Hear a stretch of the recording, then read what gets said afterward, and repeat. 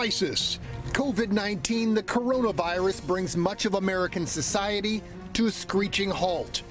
As the contagion spreads, Congress approves trillions in aid to buffer the blow.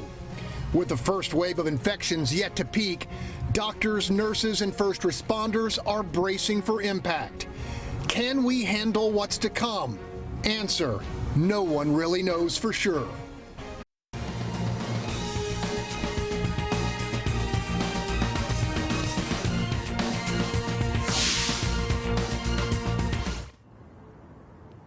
I'm Greg Groogan, and welcome to What's Your Point, where our panel calls it like they see it, especially in a time of coronavirus.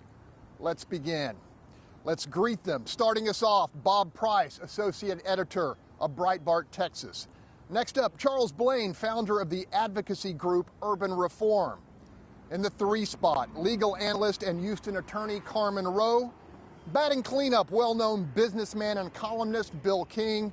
And closing us out on the hot corner, Antonio Diaz, host of Latino Politics and News on KFTP Radio.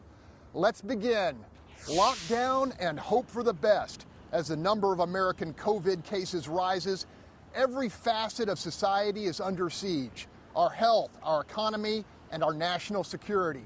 Panel, as we react to this pandemic, what is your point? Let's start with Bob Price. Well, Greg, I think it's a very interesting time here in the United States where people are having to shelter in their homes, stay home with their loved ones, which is a great opportunity. I'm particularly happy about where I am being here with my lovely wife, Lana Shadwick, for the week. So, but it's a very difficult time for people. People are very worried, concerned about their money, concerned about their health. It's a very, very stressful time for people.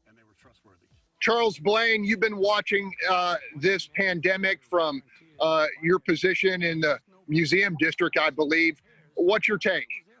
Yeah, I mean, you know, from the beginning of this, we were talking about if this was going to amount to, you know, the global horror that they said it was. And, you know, I think we're starting to see it grow, but I do still feel that a lot of the emergency orders that were passed and the shutdowns that were passed at the start of this by local governments were a little much for what we were dealing with at the time. And they frankly kind of don't make sense to me. I mean, we've seen Harris County issue their emergency order this week, and yet when it comes to Metro, they leave Metro open, and a council member this week said he saw a bus full of people. So it's, I mean, they say they're saving people, and they kind of do things like that, and it leaves me questioning their true intentions. Bill King, you've written about this. You study it closely. Where are we right now? Are we doing anything wrong? Well, it's hard to say yet whether we're doing anything wrong or not. I have to admit this has been more serious than I thought it was going to be initially, but I think we do need to keep it in perspective. About 175,000 people die every day in the world someplace from something. Yesterday, a little over 2,000 died of the coronavirus. So you're talking about a tiny percentage of the total deaths in the world right now. The lockdowns and the social distancing and all those things are to an attempt to try to keep this from really getting out of control. And I think that certainly some of those precautions are necessary. I'm kind of with Charles, though. I begin to wonder about the degree to which we really have control over this. And when you look at what other countries did, they took a very different approach. I think that we fumbled the ball on the testing. I think if we had gotten on the testing earlier, that would help. But that is ramping up dramatically right now in the United States. We're doing much more testing than any other country in the world by far right now. And I think in another week or 10 days, we'll have a much clearer idea where we are on this. Antonio Diaz, you have constant contact with the community. Is there a lot of fear out there? Well, there's a lot of fear. There's a lot of folks that have to keep working. You can drive throughout Houston and you hear hammers hammering nails. And, you know, someone's got to do that work. People still work at grocery stores. I think it is this odd tension where we're used to disasters. I remember going through Harvey, and that was very difficult. This is very different, though, because you don't hear about, we didn't hear then about all these hospitals being overrun. And I think that's very scary. I saw a recent number that 20% of the people dying from the virus are actually the medical care professionals. So that's not typical. And I think we're kind of stuck in this middle ground where exactly, it's almost like we're not exactly sure how much is too much. I am grateful that these numbers are contained somewhat, mostly because of these inconveniences to some, but these are very challenging times for some folks. I mean, I'm lucky because this is a bit of an inconvenience and I've had to transition. I'm part of the show. Look at the show. The show has adapted. So unfortunately, we're going to probably experience a decade's worth of cultural changes in 1 year. But at the same time, I think we've got to remember we got to stick together to survive this and then to thrive on the other side. Carmen Roe, one element of our society that has come to a complete halt is the judicial system. You work there. What do you see happening as time rolls on and the judicial system remains locked up? You know, it's interesting because it's not shut down. I mean, people are still committing crimes. As a criminal defense attorney, we're on the front line of everything because there's no way you can shut down our criminal justice center. But what we are realizing is that we have a long way to go to get a system together that can work in a crisis like this. So we have lawyers who are visiting inmates in the jail right now. And they have to because there's no other system in place to assist those individuals to get them out of custody. And so Lena Hidalgo is trying to make changes to let everybody out. We've already seen at least one murder suspect who got out on a PR bond who had a prior felony conviction. I mean, it's crazy and it's madness right now because we don't have a good handle on what needs to be done and what can be done for these individuals in custody. That said, I agree with Tony. It's like we're resilient and we're strong. We're Houston. I mean, we are making changes in short order to get a system in place that ultimately is going to better serve our inmate population, into the future. And it's been a long time, in the making, and it's something where the feds could show us how to do this. I mean, in federal court, for example, they haven't slowed down at all. I was telling people about the statement that William Barr made yesterday about releasing on what is a type of compassionate release in federal custody. That's the first change we've really seen in federal court because they already have virtual systems in place for inmates and lawyers and judges to make sure that everybody is able to communicate under any circumstances. And so the changes that are coming are hard and it's going to be crazy for a while, but ultimately I think they're going to be the best changes that we can make for a system that is unbelievably flawed at this time. I want to ask Bob Price this question because he keeps in pretty constant contact with law enforcement. Bob, what are they telling you? And what type of reaction are you getting when you talk to folks at the highest level of state government? I've talked to people at law enforcement at state, local, and federal levels, and they're preparing for the worst. Certainly at the local level, they're looking at enforcing these stay-at-home ordinances where they need to, breaking up groups of people that are gathering either too close together or in larger groups than they're supposed to. We've seen the younger people going out there, sorry, Charles, but younger people going out and having these coronavirus parties, since they got kicked off the beaches for spring break, they're partying at their houses. But some other interesting things that are happening now, the governors of Tamaulipas, Nuevo Leon, and Coahuila in Mexico are now asking the Mexican president to stop Americans from crossing the border into Mexico because a large percentage of the cases of coronavirus in Mexico now are coming from people who've been in the United States. Still ahead, the COVID crisis, according to Dolcefino. What's your point? We'll be right back. Welcome back. Some believe our reaction to the coronavirus may be worse and doing more damage than the disease itself. Longtime contributor Wayne Dolcefino makes that case. Look, first of all, prayers and thanks to the firefighters, the police, the nurses, and the doctors. They're doing a heck of a job. And look, I don't like anyone to die. I don't want anyone to get sick. But let's be honest here, okay? I was at Home Depot, and I bumped into a girl by accident. She was about 20. She acted like I was a leper, like blood was going to come out of her eyes in a few seconds. Look, the cable media, in my view, has scared people to death, and I think to a large degree unnecessarily. Most of us, the vast majority of us, we should be reminded all the time, are not going to get sick, are not going to be in a hospital, and are not going to die. We've got to get back to work very soon here. And I speak for business people and regular folks all over town. We got to get back to work. And look, we just passed a $2.2 trillion bill to help folks. And look, I don't mind helping folks. I think we should. But there's more gravy and pork and nonsense in this thing, worrying about diversity and carbon and a bunch of nonsense. Look, coronavirus doesn't care what color you are. What are we doing? And look, quick politics. Joe Biden on TV said that we should close down the entire country for 6 to 8 weeks. That is insane. We've got to get back to work. I think in the next week, our county judge, our mayor should say, look, we're going back to work. If you're elderly, if you're immune compromised, or if you just don't want to be out for a few more weeks, then fine, bosses should forgive that. But the rest of us want to go back to work.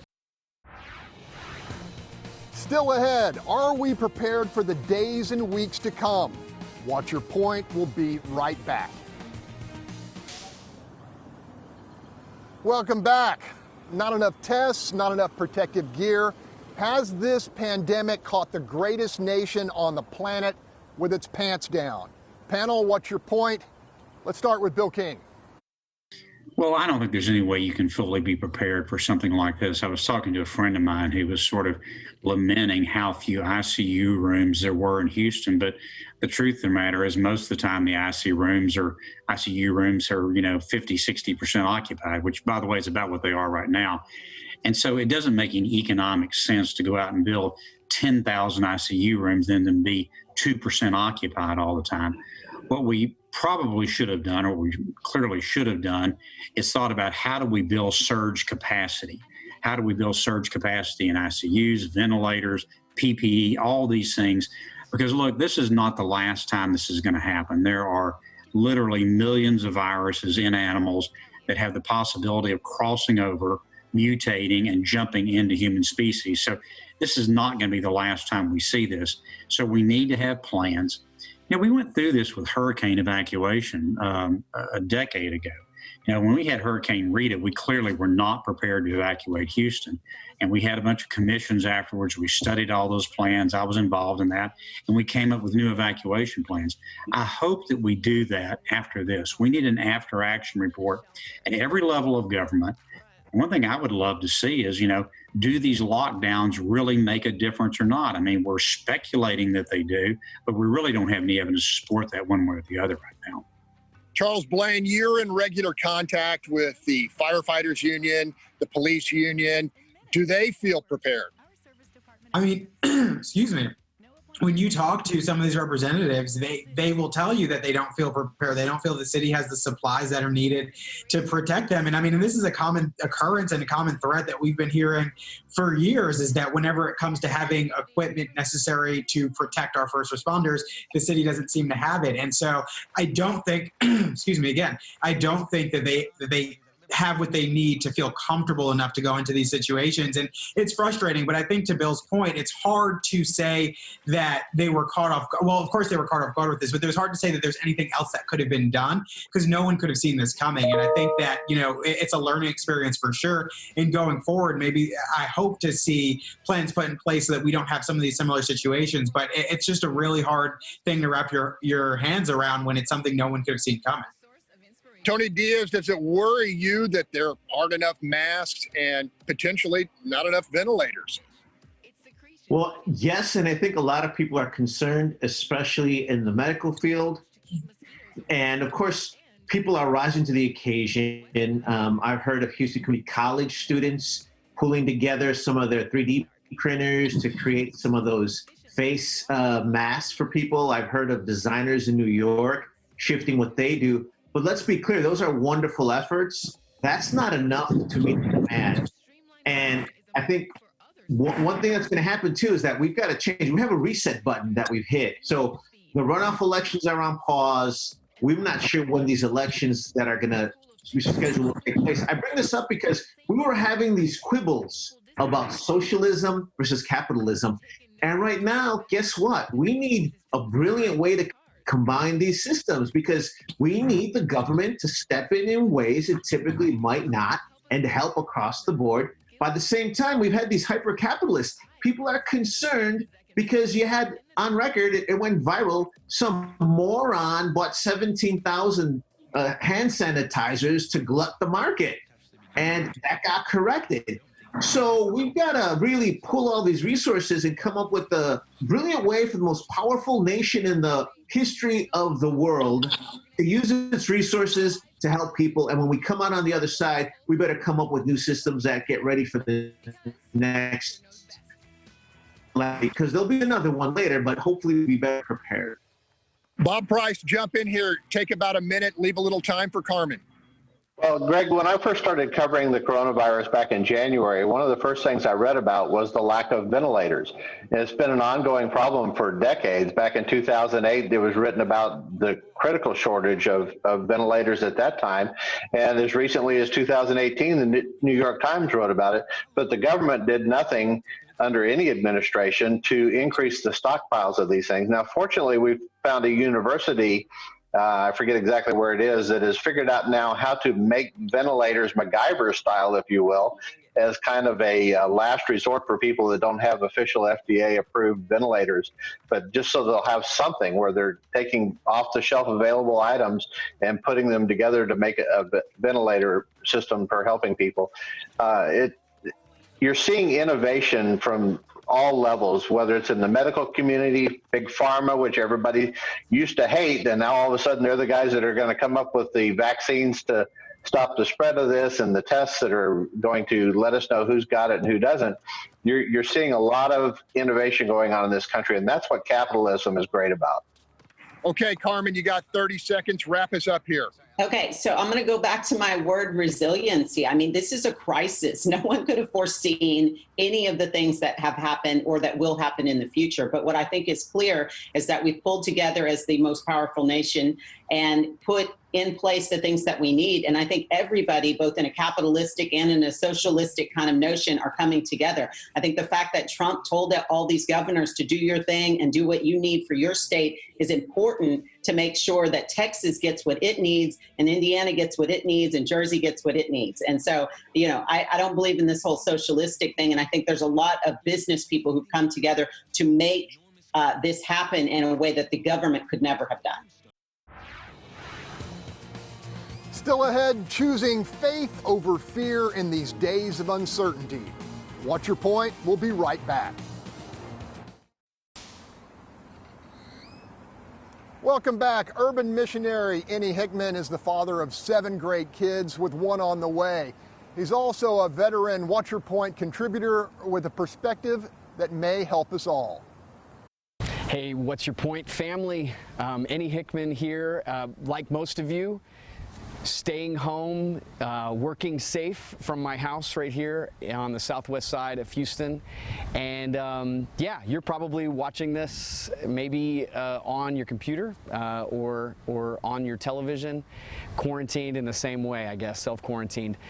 You know, this can be something really scary. These times are difficult, but you know, like most difficult and scary things, they can also be moments of encouragement and moments of grace, to be honest. I'm reminded of the story in the Bible of when Jesus goes to visit Martha and Mary. And I think when things are disrupted like this, we can either take one or the other. You know, we can become like Martha. And I think a lot of people who were already Martha-ing around saw this online opportunity and went and got Martha online. We just sort of added things. I've spoken to people who are saying, yeah, I'm busier somehow. And then there's this opposite end of taking this time of being at home and sort of the forced family time that we have. And we can approach it like Mary, who preferred being over doing. And in the scripture, of course, Jesus tells Martha and Mary that Mary has chosen the better way. So from a faith perspective and from where I sit, we see this as an opportunity, not just an opportunity to sort of, you know, to learn more things about pandemics and, you know, about the current state of the world, but also an opportunity to slow down and to spend more time with our family, spend more time in prayer, spend more time taking care of our gardens and things like that, that I think we end up at a better place after this. Human beings are great at taking bad things and coming out stronger on the other end. This is where our faith is tested. This is where our love of neighbor is tested. And I mean, just look at the city of Houston, post-Harvey, right? We know that was a horrific situation, but in the end, Houston's strong. We came out a better, stronger community. And I think it can be the same. I think that once we're able to get back out and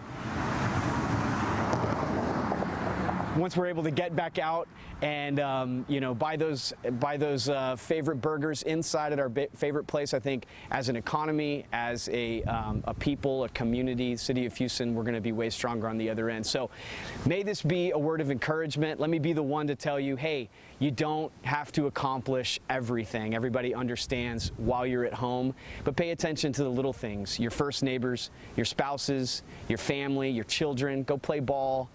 Go put your hands in the dirt and create a garden. Let this be a time of grace.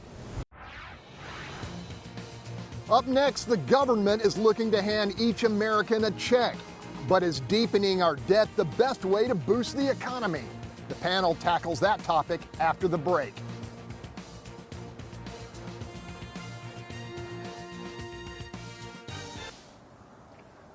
Welcome back. 3 million jobless claims in a single week, with millions more to come. Congress and the president have responded with a $2.2 trillion relief package. Panel, will it be enough to eventually right the ship? I'm going to start with Bill King. Well, I don't think we know yet, because we don't know what the course of the disease is really going to take. You know, there's some evidence that it's flattening out here and around the world. If you look at what happened in Asia, they were out about 40 or 50 days before they really kind of got back to work. And so, you know, if we get there, then, you know, maybe we won't have to spend all this money. Who knows? But I think we got to do whatever's necessary. This is you know, the economic burden here is mostly falling on working class folks. I mean, for people like me that are retired, it doesn't really have any effect on us other than being bored at home. But I was talking to about a 40-year-old barber on the East End here this week by phone, and you know, he's had to close down his shop. He's got 3 kids to feed, and he's got a few $100s in the bank. I mean, those are the people that are really hard hit. Now, I haven't looked at the bill enough to know whether or not those kind of people are the ones really going to get the help or not. But those are the folks that need the help in this crisis, and they're the ones being affected by these shutdowns. Charles Blain, you are a student of public policy. Does a massive bailout across all sectors of society make sense to you?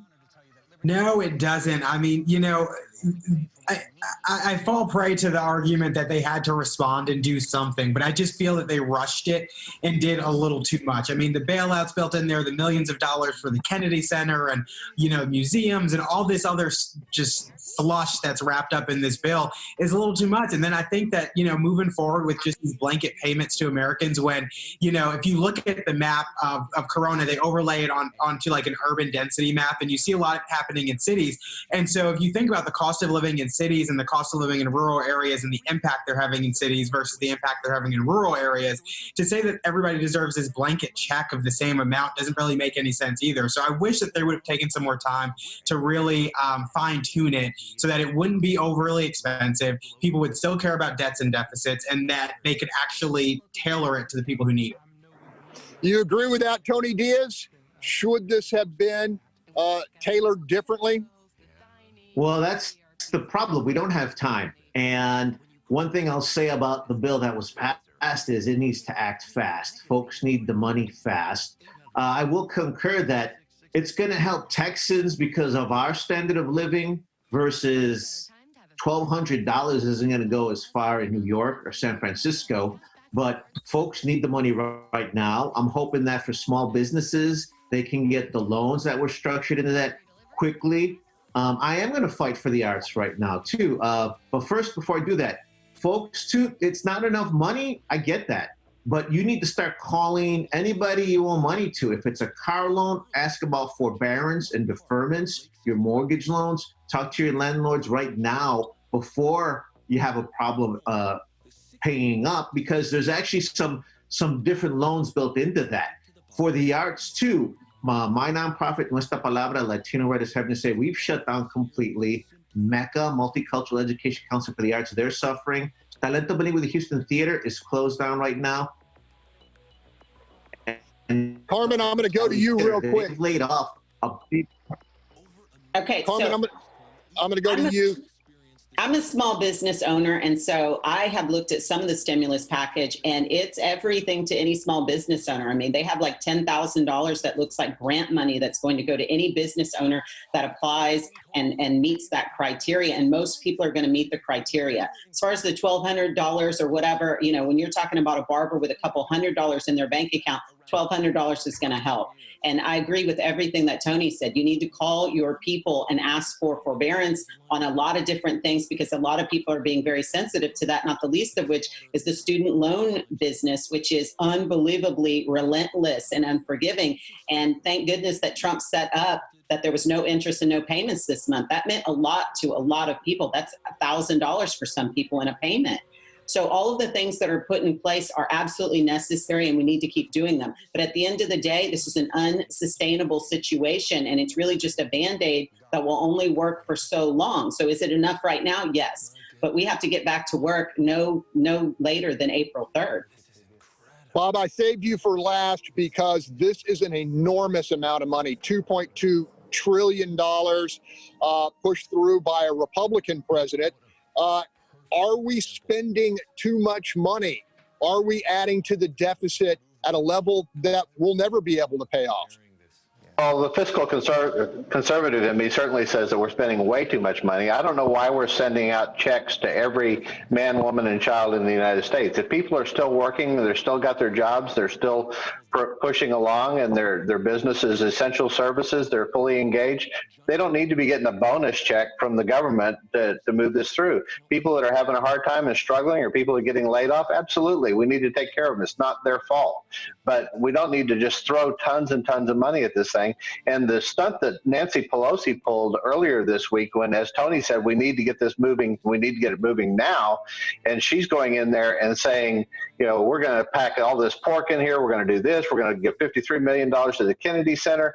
That's just ridiculous. It did nothing but slow everything down for a couple of days. And then after it's all said and done, Alexandria Ocasio-Cortez comes out and says, wait a minute, this is not fair at all. We're not giving money to illegal aliens in the United States. Give me a break. Still ahead, a conversation with Congressman Dan Crenshaw on all things coronavirus. What's your point? We'll be right back. Welcome back. As a decorated Navy SEAL, Dan Crenshaw knows about life or death situations. We asked him about this crisis.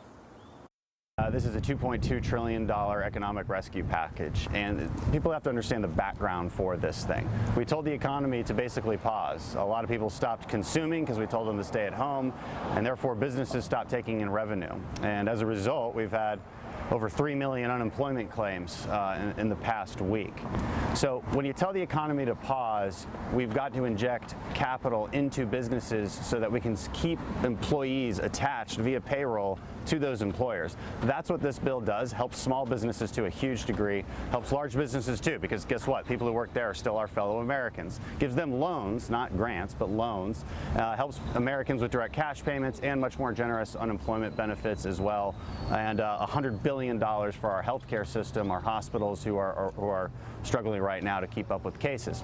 So it's a good bill. It's the most expensive bill in U.S. history, but we had to pass it. I've been very frustrated this week because we could have passed this a week ago. Any claim that there's vast changes in oversight or anything like that from this bill versus last weekend's bill are fundamentally not true. History will show that. This was delayed unnecessarily by Speaker Pelosi, and that's just the truth. Moving forward, that kind of political opportunism that happened this week, it's got to stop. The finger pointing by media and opportunistic, petty politicians, it's got to stop. We are in this together. We're going to have difficult decisions to make in the future. And those decisions will include what is our timeline for reopening society? What's our timeline for getting our economy back up and running? You know, keeping things on lockdown and moralizing that decision by claiming to keep people safe, that's not a realistic strategy. Our economy can't survive, our society can't survive. And so we will be talking about how to move from a risk containment strategy to a risk mitigation or risk management strategy. And as we do that, the finger pointing has to stop. The opportunism has to stop. It will be easy to ask disingenuous questions such as, well, how many lives is it worth? That's not the right question to ask. We take risks every day. We're going to have to take risks to get back to normalcy. And we can, because we know what we're dealing with. We know how this thing spreads. We know which populations are most vulnerable, and we know how to combat it. And we've ramped up our industries to create more PPE, more ventilators. Our hospitals are getting ready. We can do this, but we can only do it if we do it together. And we assume that the other side has good intentions to keep people safe, but also get our economy back up and running. So we've got to stick to our timelines. We've got to confront the risk head on, and we've got to do it together. Up next, should older, more vulnerable Americans be willing to endure more risk to safeguard their grandkids' future? Stay with us.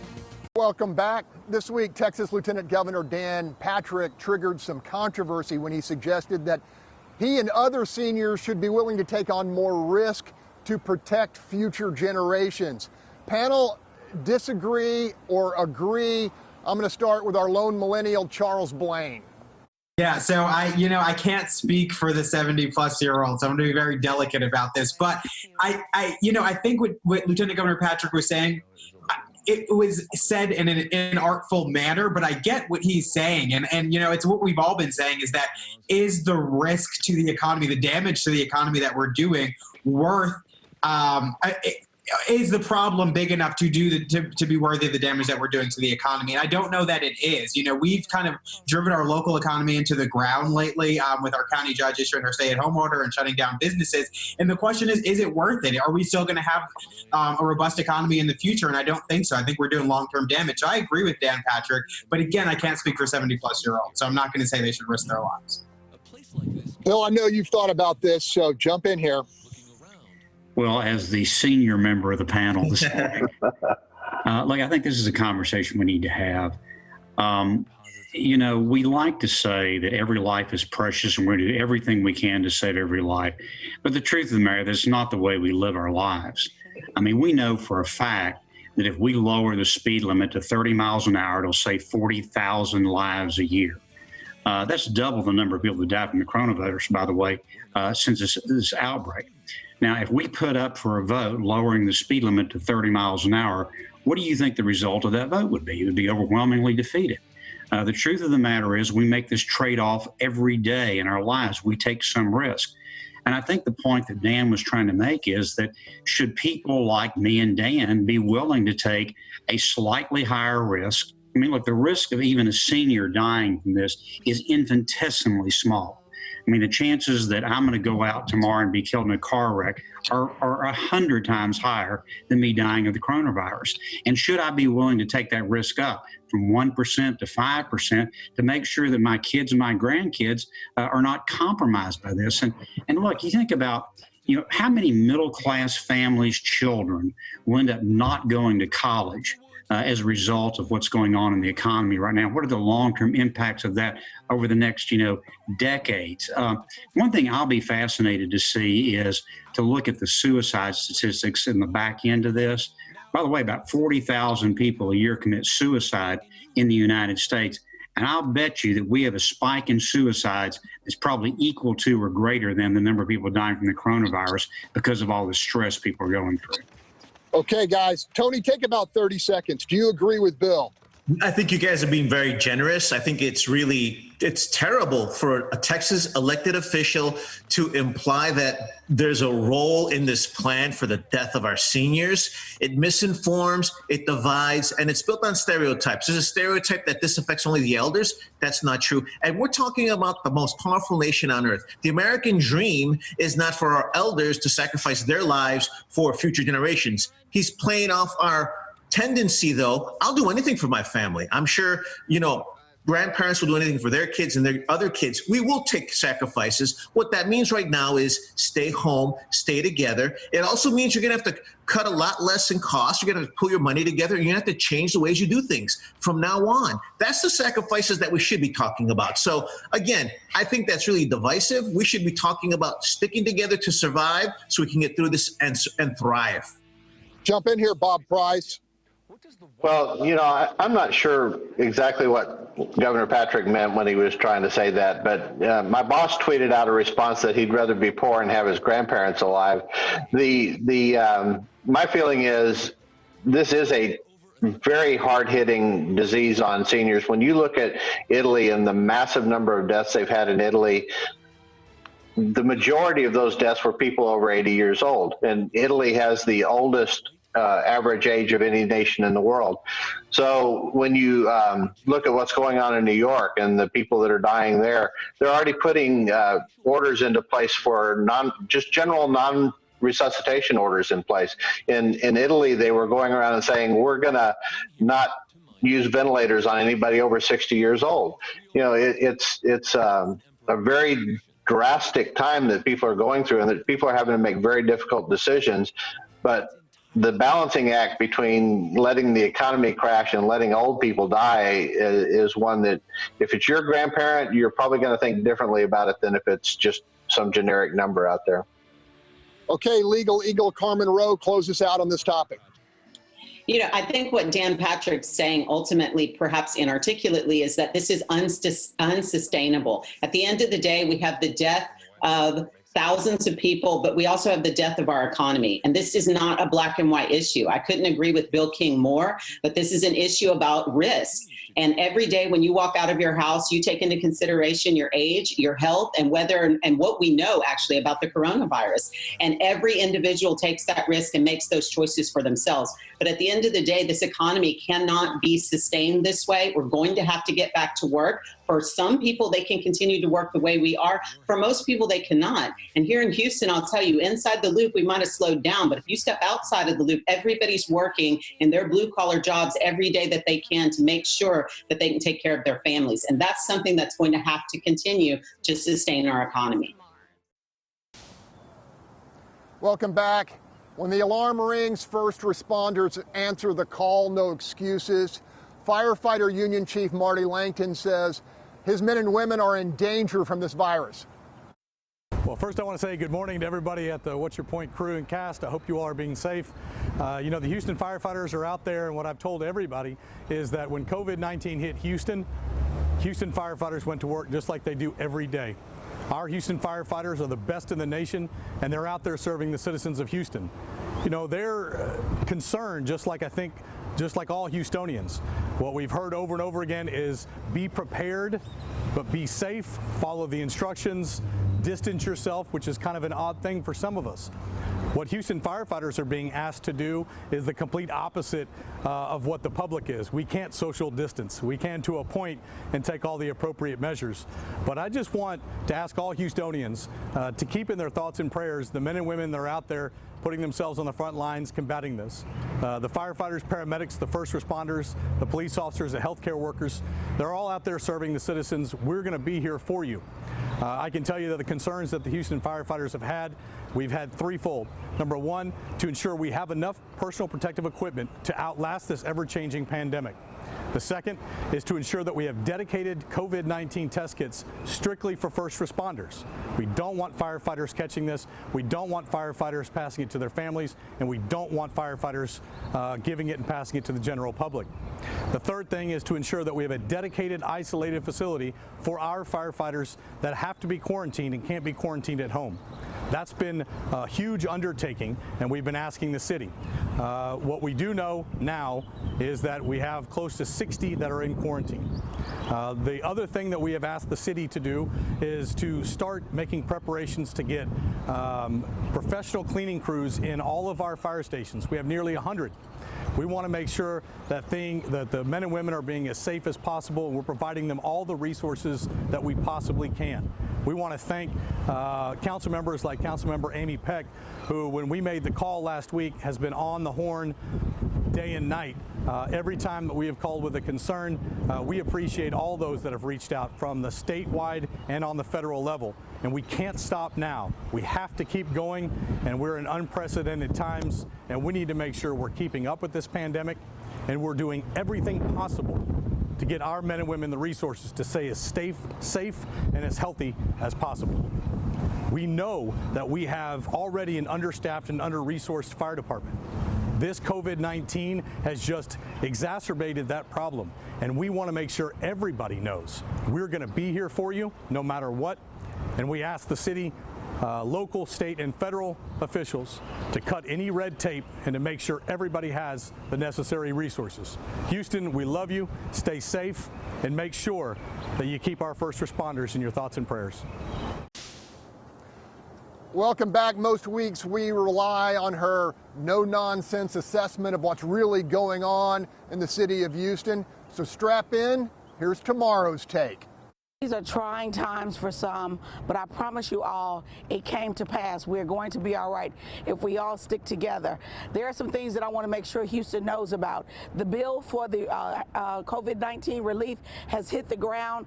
It has been approved, and you all need to be proactive. If you're a small business, if you are a nonprofit, there are small business loans at very, very generous interest rates available to you. If you have been displaced, if you have lost your job, the unemployment benefits are unprecedented. We've never seen anything like this in the history of our country. So you need to make sure you are proactive and get involved. Take this time that we have now to be with our loved ones and our family to find out what is true and what is right and what is valuable to you, because you will never get this time again. I promise you, it came to pass. In addition, if you're looking for employment, Walmart, Amazon, Kroger, Randall's, and HEB is hiring. Go on those websites and you all can get work right now. Also, Texas Workforce Commission is hiring. They have had to hire additional workers because of the generous unemployment that has been put forth by the government. Now, I also want to say during these are times to try men's soul. I'm telling you, I heard a long time ago, when you die, the pain that is felt is not felt by you, it's felt by those around you. Stupid works in that same way, okay? So I need you all to make sure you're using good and common sense. Some people have taken this action to use it in a negative way against people. This is not that time. For example, the nefarious effort, I've been told, has been put forth by the Harris County Democratic Party to remove a successful African-American candidate who just won the election. She was notified on last Saturday that she had to respond by today during this COVID time, in which she was not even at work, and it came through a work email. I'm telling you all, we have to make sure we're keeping up with everything that's going on and make sure that we put forth positive efforts to get through this, because I promise you, we shall together. Have a safe week. Fox News Sunday starts right now.